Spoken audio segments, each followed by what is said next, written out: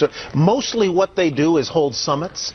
I think that right now the question is, do we all work for central bankers? That's what I want to address to our guest tonight. Is this global governance at last? Is it one world, the central bankers in charge? Jim Iorio, you say we've got some downside here, a correction in the markets. Fine. But aren't we all just living and dying for what the central banks do? Aren't we all just counting on the fact that there's a Bernanke put and that we won't go any lower than, say, 5% down from here? Of course we are, because if we look at the economic data, there's nothing to get excited about in that. So yesterday we saw some reluctance for the Bernanke Fed to expand their balance sheets and pump more money in. But the stock market knows that reluctance is totally different than not willing to do it at all. And that's why we saw oil implode and gold trade off heavily, because they're not a protected class. If the stock market starts trading off in the 10 to 15 to 20% area, the chairman's going to come in and throw some stimulus at it. So to answer your question, we are absolutely slaves to central banks, because we'd love to be slaves of the economy, but the economic numbers continue to do nothing but trend lower. Mr. LeCamp, do we work for the central bankers? We know that. Mr. LeCamp, we do. This is free. We do. Look, markets are driven by policy now. They're not driven by market forces. They're driven by fiscal cliffs. They're driven by central bank proclamations. They're driven by false rumors coming out of the ECB. Fiat currency really that's continually watered down. They continue to water our currency down so the markets go up and we feel good about it. Yeah, and listen to what the Fed did this weekend. I think they really screwed up here.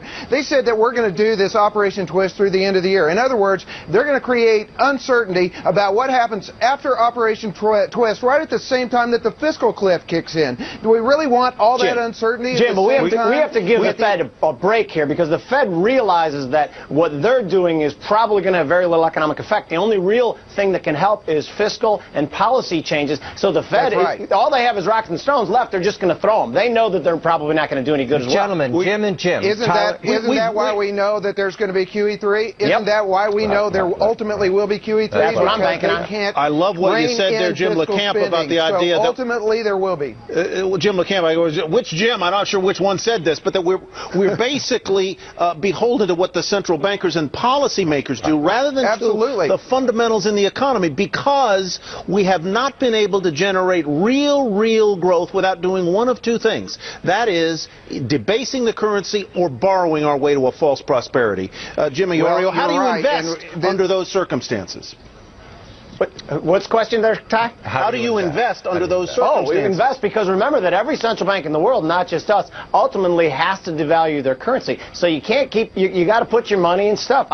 Big cap U.S. with good balance sheets, to me, is the world's tallest midget. Mr. LeCamp, every major country holds gold. That tells me that it's attractive. Is it attractive to you with a watered-down currency?